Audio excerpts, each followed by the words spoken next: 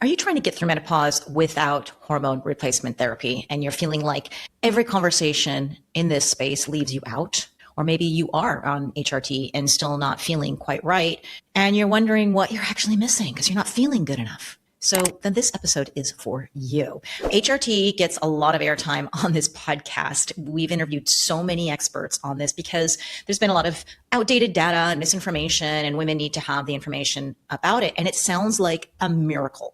And I can tell you, it's not a miracle pill, right? There are things that we need to keep doing, but not every woman wants to take it or can take it or has access to it. So this group really deserves a little bit more airtime, a little bit more support, and more information. And I meet women all the time on social media, particularly who do reach out to me, and those are the people. And I just can't tell them in a little text, like, what are the options, right? There's so many options. And I also have seen women who actually taking HRT and expecting it to fix everything, and they're really confused when it doesn't. And that's why we have our Biohacking Menopause membership group, and we guide each one towards that. But not everybody can join the group or wants to join the group. So really, this episode is really designed to help you through some steps. Whether or not you're on hormones, the basics are non-negotiable. It's this diet and lifestyle changes. But today we're going to cover a little bit more than just that. We're going to cover what works that's non-hormonal, including prescription options that most women maybe never heard of. We're going to talk about supplements. Everybody loves those, but which ones actually have some real evidence behind them. And then some of the lifestyle practices that obviously move the needle for everyone, hormones or not. So we're only going to really focus on some of those most common symptoms: hot flashes, night sweats, poor sleep, fatigue, mood swings, anxiety, and brain fog. We don't have time to cover things like osteoporosis and bone health and heart disease and the other 100 symptoms of menopause, like the dry skin and itchy ears and phantom smells and hair loss and joint pain. There's so many things. This episode would go on, and I really want to try to keep it short. We're going to start with the non-hormonal prescription options because most women don't even know that these exist. And I'm going to walk through each category, and I'm going to share a little brand with you. I'm going to keep it short, but first I want to tell you that I am a gerontologist. I study aging, but I am not a geriatric physician. I'm not a doctor. I don't prescribe medications. And the information that I'm getting here come from either my experience as a gerontologist or from the many interviews that I've done with the guests on my podcast, with the research that I dive into, the community that I have, and tapping into their experiences as well. Because just because there's not enough evidence doesn't mean that it doesn't work or may not work for you. But either way, please check with your doctor. This is not medical advice. You've got your own health care practitioners to go to. I don't know your health history. I don't know what pre-existing conditions you have. And especially this section is all about prescription medications. You do actually need to see a doctor. However, I am not very literate in these medications. I hear about them. I hear about them in menopause conferences. I don't have experience with them myself, and I don't have many women in my community using them. It doesn't mean that it's not an option. I just want you to know where this information comes from and what my experience is. So I actually, now that I've started this whole process of the podcast, I realize I need to have a guest expert who does prescribe these medications and who does see results or doesn't see results in their practice and can tell us a little bit more about that. I'll tell you the medication, what it's best for, some of the evidence that's out there, and then the common side effects. So the first one are NK3 receptor antagonists. These are molecules that I guess I don't know how to explain it, bind to receptors on the brain that regulate temperature. So they're for hot flashes and night sweats. And there's one called fezolinetant, and it's got a brand name called Nuvia, and another one called elinzanetant by the brand name Linkuit. I obviously can hardly pronounce these words, but they exist. And I wish these companies would come up with easier ways to spell these and to pronounce them. But anyways, these are for hot flashes, night sweats. They're FDA approved. They have about somewhere between 50 and 60% reduction in their hot flashes and night sweats, some by 26 weeks. They do have side effects, and they can be headaches and nausea, constipation, diarrhea, insomnia, fatigue. And then if you stop them, then you may get the hot flashes back again. Hopefully, if you're on these, then just short term and see how it goes. And then there's a whole section on SSRIs and SNRIs. These are antidepressants, and these are very commonly prescribed to women in perimenopause who struggle with mood and anxiety, and they need depression as well. But these can be used off-label for hot flashes, like paroxetine or Brisdel is the brand name. And then there's one called venlafaxine. There's one called escitalopram. and then citalopram and gabapentin is a pain medication. So I just want to stick with the SSRIs because they all do have similar side effects. Okay. These are for hot flashes, mood swings, and anxiety. So these are used off label for the hot flashes, for example. And there's pretty strong evidence of about a 50 to 60% reduction in those symptoms. And the side effects could be nausea, headache, dry mouth, insomnia, dizziness, sweating, fatigue, decreased libido, sexual dysfunction. There's one thing that I really want to point out because, as you know, I've been going down the rabbit hole of bone health. And when you're using these chronically, it can reduce your bone mineral density and increase your risk for a bone fracture. Please try to use these short term. And I know there are some women in our community who have been using them since they were 20. I'm not saying not to use them, but just try to use with caution. Obviously, work with your practitioner. And then they have pain medications. Gabapentin is one for the hot flashes, sleep, and anxiety. Similar side effects. And pregabalin is another pain medication. And those show about a 50 to 60% reduction. So some of these are pretty effective off label. And again, there's the same side effects, the dizziness, fatigue. And I don't really know how these are listed as common, but I don't have enough experience to tell you like, oh yeah, that totally happens all the time, or actually quite rare, but you should be aware of it. And then there's a blood pressure medication called clonidine, and that can be used for hot flashes. And it's got some moderate evidence, but it can also give you some dry mouth and dizziness and rebound hypertension if you stop it too soon. Then there's the vaginal dryness. And I want to go through some things here because there's something called ospemifene, and it's an oral SERM, which is a selective estrogen receptor modifier and modulator. And this is for vaginal dryness and sexual pain. Pretty good evidence for the GSM, but I really don't like the side effects. It's hot flashes. Like honestly, you're trading one thing for another. Vaginal bleeding, breast pain. And I don't know how common these are. This is just something to talk to your doctor about. And then there's something called prosterone, which is an intrarosa. Now I see this. I see plenty of women using this. I was thinking of trying it out myself too, and I probably will one day. It's for vaginal pain, low libido, vaginal dryness. I see most women using it for vaginal dryness. Pretty good evidence for using it. It's got DHEA in it. So there's very little side effects. I haven't heard of any side effects from my community, but can have vaginal discharge, mild irritation, and breast pain. Yeah, this is where you got to talk to your doctor about that. Then when it comes to vaginal dryness and even low libido, I recommend Inanna Women. It's a serum. It's got spilanthol. It's a phytochemical. It's got Tongkat Ali, which is also known as Malaysian ginseng, and L-arginine to make your own nitric oxide. So it's bringing blood flow. It's bringing hydration and increased sensitivity. So I get some good feedback with it, actually. I'll have a link to some of these things in the show notes. Actually, I'm going to make a whole PDF for you guys to download so you can take this to your doctor and say, okay, what do you think of these, and these? And you can do your own investigation. So the Inanna Women, I don't even know the side effects. There's no research on this, but the side effect that I feel, that I see, that I hear is there's a tingling sensation, which I don't think that's a bad thing. I think that's actually quite good. It helps you feel a bit more sensitive in that area. And then one of the classic things for sleep are sleep meds, right? Doctors have been doing this for decades. They don't, especially particularly those who don't know how to treat a woman through menopause with hormones, but we have sleep meds. So there's zolpidem, which is also known as Ambien, and ezopiclone. I don't even know how to say that one. It's called a brand name called Lunesta, just a little bit easier to pronounce. And these are sleep meds. There's really strong evidence that it works, but you may have some next day drowsiness or dizziness, headache, nausea, memory problems, confusion, sleepwalking, or sleep driving. That kind of scares me. But I guess, again, I don't know how prevalent this is. I think what I hear in my community is more of the drowsiness, dizziness, sometimes a headache, but please be aware of these side effects because they may or may not occur to you. And getting better sleep is certainly better than no sleep, even if there's a little bit of a trade-off. So that's why you've got to talk about risks versus benefits when you're taking medication.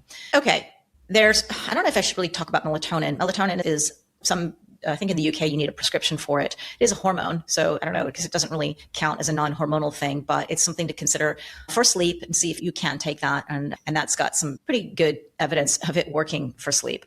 Some countries, you can just go to the pharmacy and just get it. The side effect that I hear most about are grogginess in the morning. And the antidote for that is to go outside within 15 minutes and you're going to feel so much better, and just get outside. Now, the next one are supplements. This is more my jam. This is more what I see. I have experience with it myself and my community. But honestly, when you look at the research, they're not so well studied, or they have moderate evidence of it working. Okay, and this is very much coinciding with what I'm seeing in the community. There could be some sleep supplement that 5 people like and 5 people say, you know what, nothing happens when I take it. So it is a at your own risk talk to your doctor, obviously, because just because it's a supplement that you can buy online doesn't mean that it may not interfere with your medications or with your condition. And again, I don't know your condition. Please run by some of these options with your doctor or healthcare provider before trying them. So I'll first go with the moderate to strong evidence that's worth considering, I really think. And then some of the other ones that have a little bit weaker evidence, but still worth trying. So soy isoflavones, right? Soy is a phytoestrogen. And when I did a little PubMed search, I found about 56 studies showing that it's got moderate benefits for hot flashes. Again, inconsistencies. I worked with plenty of women who showed pretty good results with it. Some people would say, I like soy milk in my coffee. That way I can avoid having hot flashes. Another consideration is S-Equal. And this is a soy isoflavone as well. I did a great podcast episode with Siobhan Mitchell. She's a mitochondrial researcher, and we were talking about this amazing molecule, and it has a preference of the estrogen receptor beta over the estrogen receptor alpha. So it's a bit more thought to have less estrogenic effects on breast tissue, for example, and has some pretty good evidence on building bone. It helps prevent bone mineral loss, again, BMD, bone mineral density decline. And there was one human trial pilot study that shows that 10 milligrams per day may do that in about 12 months. Again, we're talking about how strong is it in terms of building bone, or how strong is it in terms of preventing that loss. And again, it's going to be different for everybody. So if you are taking this and you're looking at it for your bones, of course, make sure you do the other things that build strong bones. And we have plenty of other episodes on that. And test. Obviously, take your REMS scan, REMS, or DEXA, DEXA, and monitor to see if it's actually doing what you think it's going to be doing. And then there's an interesting soy-derived extract from tofu and fermented soy called DT56A. And I don't know much about it. And I can't really find a whole lot of people who know about it. But I discovered it from a product called Femoral. And this company sent it to me. They sent me like 4 or 5 boxes. I was on hormone therapy, but I was curious to try it out. I shared it with some friends. And I'd say they all said they felt better. Pretty amazing. I guess it's like an estrogen mimetic, let's say. And it helps with hot flashes and night sweats. It helps with the mood, sleep, and quality of life. Now, again, I can't find any real solid evidence for this. Take it with a grain of salt, but you can go look that up. And then there's something called red clover. It's, again, another phytoestrogen. And anything's got like phyto means plant estrogen. It's not estrogen like you make in your body, but it may attach to some of those receptors and actually help you with your hot flashes. The other couple of things that I think are supplements worth looking at are magnesium. It supports your sleep quality. It may help with anxiety, helps you feel relaxed, relaxes the muscles. Most of us are taking this before bed. You can obviously test. It's not so easy to test because it's not like taking magnesium from your blood. There's many other ways to test your micronutrients, but you can test to see if you're deficient in it, which I always like to test first, but most people are coming back to me saying, yeah, they're pretty low. And then there's omega-3s, which is great for your joint pain or your mood, obviously your cardiovascular health. Okay. So many great supplements out there, but it is something to consider. What's good for your heart oftentimes is good for your brain as well. And then there's the probiotics, and evidence is still coming out for this. And probiotics are such a can of worms to open up there. And which one do I take, and how do I take it, and how often? We are actually going to do a podcast. I just recorded a podcast episode with a gut researcher from the University of Melbourne. She's pretty amazing. Not selling any supplements, not selling anything, but she's giving us some really interesting information on the gut hormone axis. And there are probiotics that are specifically made for vaginal health too, that I think are pretty cool. Now, again, will this work for you? I don't know, but it's something worth exploring. And then there's there's 2 other ones that I think that have pretty good evidence, and I see it in my community, and that's Ashwagandha and Rhodiola. These are adaptogens, and I get good feedback. Again, it's a hit and miss. Some women it helps, some women it doesn't. And maybe it depends on the dosage, it depends on your body, depends on a lot of things. But an adaptogen means that if ashwagandha, if you need more energy, it will give you more energy. If you need to be more relaxed, then it'll make you more relaxed. I think that's pretty awesome. And actually, S-Equal, after my conversation with Siobhan Mitchell, I described it as, I said, this sounds like an adaptogen. She says, it's not an adaptogen, but it does act like an adaptogen. The other thing that's pretty cool. So we're going to now go into the weak or inconsistent evidence, which is black cohosh, evening primrose oil, wild yam cream, kava, dong quai, St. John's wort, and pycnogenol. I'm really curious about the pycnogenol because I think there's something to that. I've had some women not a lot, tell me that it works for their hot flashes. So these are supplements that can help with hot flashes and mood and anxiety very often. Okay. Not necessarily for your sleep. Like ginseng is for fatigue, and that's also an adapt. And I have to say, ginseng, I used to live in Hong Kong, and whoa, ginseng was a big deal. Like this is part of Chinese medicine for a long time, as well as Dong Quai. I don't know why people aren't getting more results with that. Maybe it has to be blended in a special way. I don't know. Okay, next one is peptides. Now, we're not going to spend too much time in because there's thousands of peptides, and there is no evidence, there is no studies on menopausal women using peptides. And a lot of this stuff is not FDA approved. A lot of people are experimenting with themselves. I mean, I'm in the biohacking community, so we're all about experimenting, but I'm not recommending you to do that. I always think that even myself, when I explored with peptides, I did it through my doctor. The doctor told me what to get, how much, gave me a certain dosage, a certain amount of time. You don't just go inject these things yourself. Please don't do that. Not all of them are injectables, but I'm going to cover some of them that are for your muscle, your skin, and your joints and your sleep. Okay, so growth hormone secretagogues. These are things like CJC 1295 and ipamorelin. And this is supposed showing some interesting evidence on muscle mass and skin elasticity and even sleep. Okay, the people I know who are using it are actually pretty happy with it. But again, probably not enough evidence to support it, to have a wholehearted, yes, this is amazing. But if you're struggling with weak muscles, or you can't build, or your skin is just flaccid and you struggle with sleep, can look into these things again with your doctor, please. The other one that's probably the most famous peptide is the BPC 157. BPC meaning body protective compound, and that's for joint pain and gut health, most often gut health. And I know that you can take it orally, and people still are having pretty good results with their gut if it's for gut. I personally had to take this as an injectable. I hate injecting myself. My God, I don't know how people can do this all the time, but I guess we get used to it if you keep doing it. But I just couldn't get used to it. But I took it because I had 2 total surgeries, and I begged and pleaded if I could take oral, and the answer was no. You got to bring out the big guns. This is for tissue repair. Okay, because I was like, I don't have gut health issues. It's for tissue repair. Although it was nice to be protecting my gut a little bit. I did a lot of things for my gut, considering I was taking so much medication and painkillers and all these things. So BPC 157, go look that up. And then there's GHKCU, which I love. This is for skin elasticity and collagen. It is such a magic serum for me. I was taking it as a serum, and I used it for my scars, and definitely saw a difference when I used it and I didn't use it. But there are people who are injecting this, there are people who take it as a supplement, but something to explore if you're really struggling with your skin. I didn't say I was going to cover skin. Actually, I could do a whole other podcast on skin.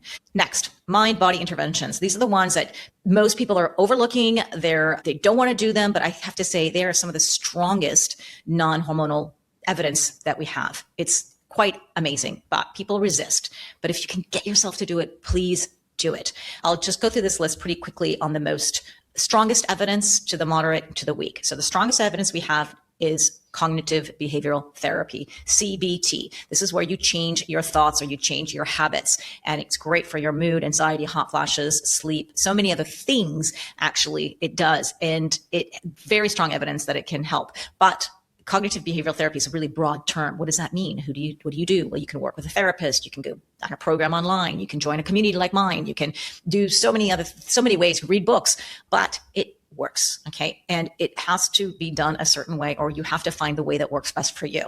Okay. But please consider it if you are not taking hormones, right? This is a great non-hormonal intervention. Actually, even if you are on hormones, my goodness, there's so many things that we can use this for. Please consider that. The next one we have really strong evidence for is sleep hygiene optimization, getting your sleep routine. You did it for your babies. You did it for your little kids. Now you do it for yourself as an adult. Treat yourself like a 5-year-old to get to sleep. It's great for your sleep. It's great for your brain fog. It's great for your weight. It's great for so many other things. A lot of things happen in your sleep. So that sleep hygiene, what does that mean? It's just having your routine, whether it's like turning off your screens an hour before bed, no scrolling in bed, definitely not. And then no computers and your emails and even TV. That can be really stimulating, right? Don't watch TV just before bed. And it's a hard thing for a lot of people, but it can be, even if it's something nice, right? Your brain needs to process all this information too, and it'll just wake you up in the middle of the night, especially if it's a horror film. That happens to me, so I don't watch TV. But sleep hygiene optimization, really strong evidence that it helps with so many symptoms. And then the other one is resistance and aerobic exercise, like resistance training and aerobic exercise. It's great for your muscle, great for your bones, great for your weight issues, great for your mood, great for brain fog. It brings blood flow. I think if there is one magic bullet, my gosh, exercise would help. It helps with sleep too. Just don't do it too close to bedtime. The other strong evidence we have is balance training. Balance training is something that I think people are just so dismissive of. Like they don't practice it. You can get this in yoga. You can get it on a YouTube video. You can just get it when you're brushing your teeth and stand on one leg. It's really important for fall prevention and that you're both health. So we pay too much attention sometimes with jump exercise, impact, strength training, which are all really good. But there are people who can't do those things because they can barely lift 1 foot off the floor. And that's where you're going to start. Start with your balance. And if you do have balance, keep going. Lots of strong evidence for that. Now, the ones that have moderate evidence is hypnosis, hot flashes, night sweats, acupuncture. No, that's weak. Yoga, Tai Chi has moderate evidence, and the weak evidence is for hot flashes as acupuncture. Although I disagree. I met some women who do say that they have good results with their acupuncture.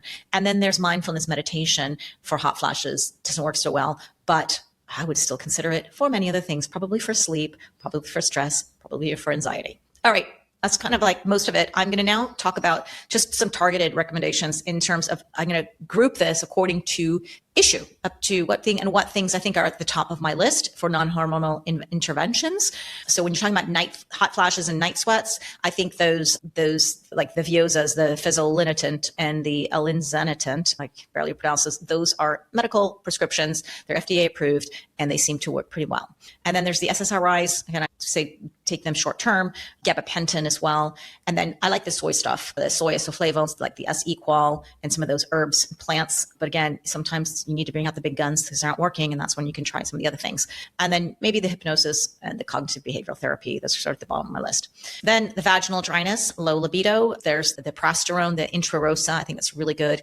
And then loads of vaginal moisturizers, lubricants. There's the Inanna serum. Then there's the DHEA. There's another one called Julva by Dr. Anna Kabeka that I get really good feedback on. Loads of people like that. But Inanna as well. They just have two totally different things. And then I would encourage you to self-explore. Let's call it that. But just, I've interviewed some sexperts around, and there's sometimes, they'd say often was, you might want to have more sex to have better pelvic floor function and less vaginal dryness and all that. But if you're dry and you're trying to have sex, it's not going to happen.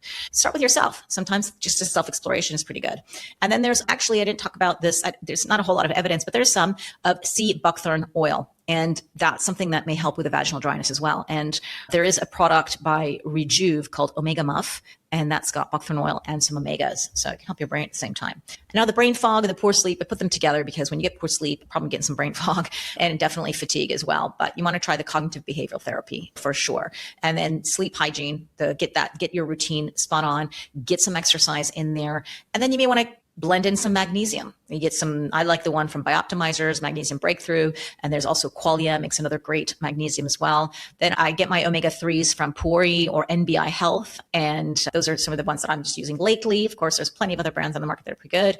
Melatonin is another thing to consider. I generally use Herbatonin. It's an herb. It's a plant-based melatonin. I have a great podcast episode that I'll link a lot of this stuff in the PDF that I'm going to create for you or in the show notes. And Herbatonin is a great podcast on how, some people who like to be more plant-based would be very happy with the Herbatonin.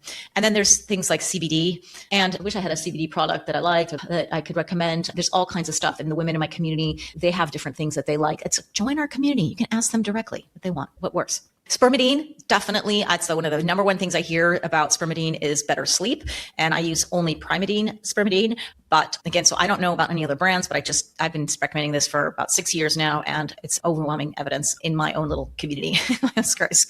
my experience, people love it for their sleep. Then there's Tro-Z's by Troscriptions. I rarely feel anything when I take a supplement, but that one, definitely. It's got the melatonin, which it's not that. I have no reaction to melatonin. 5-HTP, I know I do. And I think it's that. And it's got the Hinokial and CBD in there. It's like this amazing blend. Go and get it. Tro-Z by Troscriptions. Then there's neuropeptides for your brain and your brain health. There's NeuroRegenerate or Neurotripept by Level Up. This is a brand I absolutely trust. And it's got the kitchen sink in there. If you like to throw things all at once instead of taking it one by one, it's something's going to stick, something's going to work. And then there's mushrooms. Like you eat your mushrooms, you take them as supplements. Lion's mane is one of the most famous one for your brain. I like the blends that I get from Qualia Mind. Again, that's another one. I get so focused on that. I absolutely love it. And I get good feedback with that one. Excellent company. And then the Bioptimizers Mushroom Breakthrough. I drink that. I go through phases where I drink it every day, sometimes multiple times a day. Then I let it go for a month and then I get back into it. I'm like, why did I stop drinking this? It's so good. It's so tasty. And it's so easy to get mushrooms in, especially if you do not like mushrooms. And then there's another thing for your brain, for your sleep, for your mood and anxiety. And it's called NuCalm. This is neuroacoustic software. You wear your little headphones, you have an app, play the journey. There's music going on, but it's not the music and it's not binaural beats. There's a certain wavelength that's happening in order to get your brain from beta activated mode to down to a theta relaxed, chilled, I call it meditation mode. Amazing how it works. This is a 7-day free trial. Go get it. Like try it. You don't have nothing to lose. NuCalm, NuCalm.com. And then there's another supplement that our community is pretty testing out right now that we're getting some good feedback now. It's called Sleep Us. It's by Morphus or wearemorphus.com. Now for the mood and the anxiety, my number one pick is exercise. I know so many people who've got anxiety, stress, and then they go out for a run or they go for a walk in the woods and they come back like a completely different person. So please get outside, get some sun, try to do it first thing in the morning, and you'll see your mood completely shifts. And then there's the cognitive behavioral therapy, which I think is also super impactful. Then you've got the SSRIs. Sometimes you need them, right? Get the guidance from your doctor. The magnesium for sure helps people relax. We all take that before bed. And there's another one that I really like by Transcriptions called Calm. It's got GABA and hemp in it. And then, of course, I would add the NuCalm. And then there's a device that I'm testing out now that I really like, and I do get good feedback on it so far. It's called Apollo Neuro. Now, this is a device, and like there's loads of devices out there that help you with your mood and stress and sleep. And you try them. Just make sure that you get a guarantee or a money-back guarantee on that. So usually it's like a 30-day trial. And if you don't like it, just get your money back. Now with the weight gain, this is a long list of things that we can do.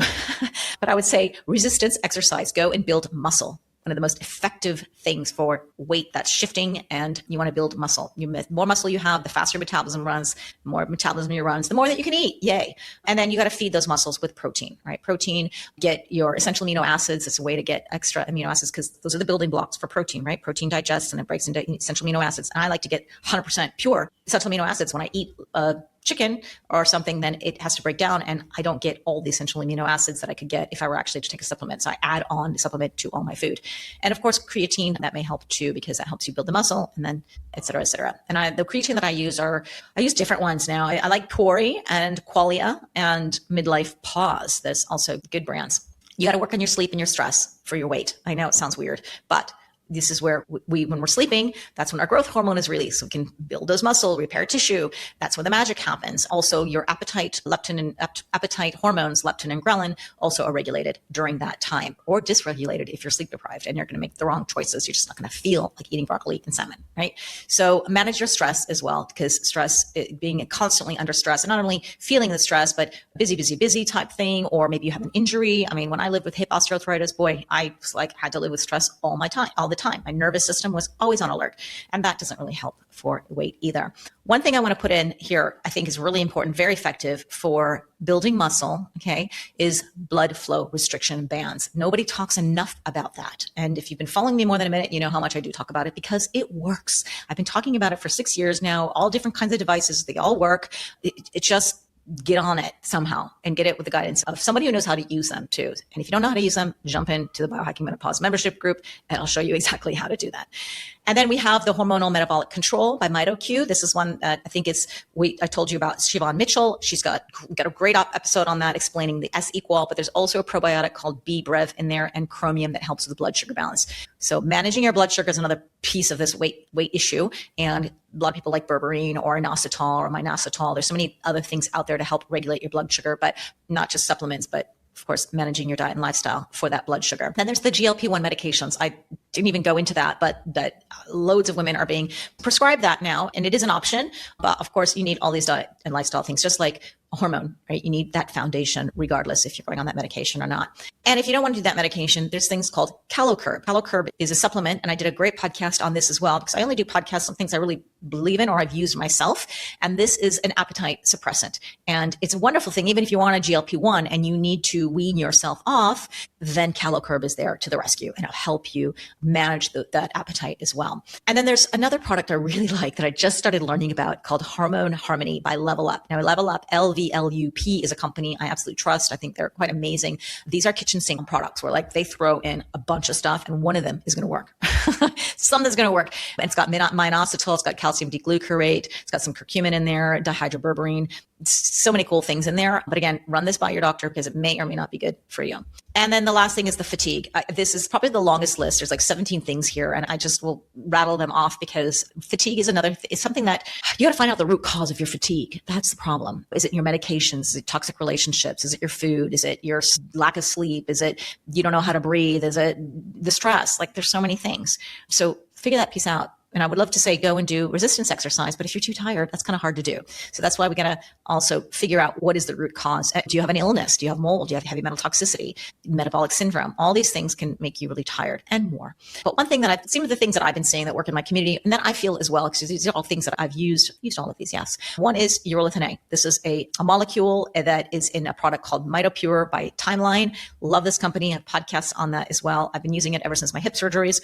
And then there's metoquinol by MitoQ, and that works kind of like a CoQ10. It gets into the mitochondria. So those two are mitochondrial supplements. Mitochondria are the powerhouses in your cells that give energy, right? So let's start there too. Let's move on to those things. The other things a lot of people talk about in terms of energy is NAD. I am not a fan of NAD or NMN or NR. These things, these are precursors. They don't really solve the problem. And there are other ways to do it. And there are risks to this that I don't like when I heard about them. And I have whole episodes on that as well. So instead, I take either 1-MNA or NuCheto. These are two different supplement brands. Well, 1-MNA is a molecule. NuCheto's got several different things in there that help with making your own NAD. And I've heard of people in my community who have used this and said, now I can go to the gym. Okay. So they're using it as a crutch to get them to the gym. And then they eventually wean themselves off of it. You don't want to be these things for the rest of your life. And I did another great podcast episode on ketones. This was really interesting. Please go check out ketones and learn more about them because evidently most of them on the market are just fairy dusting. And it's probably placebo effect if you're feeling anything in terms of energy. It's great for your brain. There's a brand I just started using called Kinetic, and I trust it 100%. So I really think that is a good place to start. The other thing is methylene blue. There's a lot of evidence out there. A lot of evidence, maybe depends on what you call evidence, but I feel in my community, lots of people are getting great benefits from methylene blue. Again, run this by your doctor. I have podcast episodes on all of these things actually to help you learn a bit more about it. And I use the one from Transcriptions. And then there's hydrogen water. There's people I know who say they take it right before the gym because they feel the energy. And it's either a tablet or an effervescent, or I actually have a bottle called Echo, ECHO. And that it makes my own hydrogen water. So I don't buy the supplements anymore. So I'm really happy with that. And then there's nitric oxide. I use the one from Berkeley Life and nitric oxide. We can make our own nitric oxide too by breath work, right? Come into my community and I will teach you how to use your breath in order to make your own nitric oxide. And then there's red light therapy. I use the Flex Beam. I use it before I go to bed because I think it makes me feel calm. It makes me feel relaxed. I'm laying down. I like the hum of it. It's warm. I've had people who say, no, I have to use it in the morning. It gives me way too much energy. There you go. Everyone's bio-individual. So that's it, guys. Those are the things that we need to really focus on. And again, the foundation is the strength training and getting your protein in, eating an anti-inflammatory diet, making sure you get those polyphenols, and healthy vegetables, fruit and nuts and seeds and all those things. Treat yourself like a 5-year-old. Get to sleep. Really, honestly, look at the clock and go, really, I've got to stop this. I've got to wind down. Your health really depends on it. That and the stress and the nervous system regulation. Really, those are the foundations. So those are things we need to do. Track your symptoms, test, measure, and assess. No two women are alike. And just because something worked for your friend, it doesn't work for you, don't worry. There's 1,000,001 other things to do. So you got to test, measure, and assess. You can either try one thing at a time, which I think is always a good thing if you like to see what is it that worked. But if you're really frustrated, sometimes I just like throw the kitchen sink at it. I was like, I don't care. I just want to feel better now. I did 5 things. One of them probably worked better than another, or maybe some things work synergistically, right? So that can happen. And this is what biohacking is all about. So don't worry. You got so many options if hormones are not on the cards for you. You just need to be informed. You need to be proactive, be consistent. right? Don't give up on certain things. Sometimes these things take a while to kick in. And don't worry, you're not broken. You're just really going through this difficult transition in life. We're all doing it. Some people have it easier than others. That's okay. But eventually you will find what works for you. So if you do need help, come and join me in the Biohacking Menopause membership group. There's so many women there who are ready to help you. There's such great support, and we hold you accountable. We have challenges every month. We do a 14-day challenge, and you're going to love it. So please, I'll have a link to that in the show notes. And if you're not already subscribed to the Hack My Age podcast, please go and hit that little plus button, the tick button, subscribe. You will be notified when the next episode comes out. And I really honestly love you for making it to the end with me. I wouldn't be here without you, and with you listening and sharing and downloading and leaving a comment or review if you would like to, please. That helps get this message out to women who really need to hear it. So thank you so much for being here. Have a good day, good night, good morning, wherever you're at, and I will see you next time.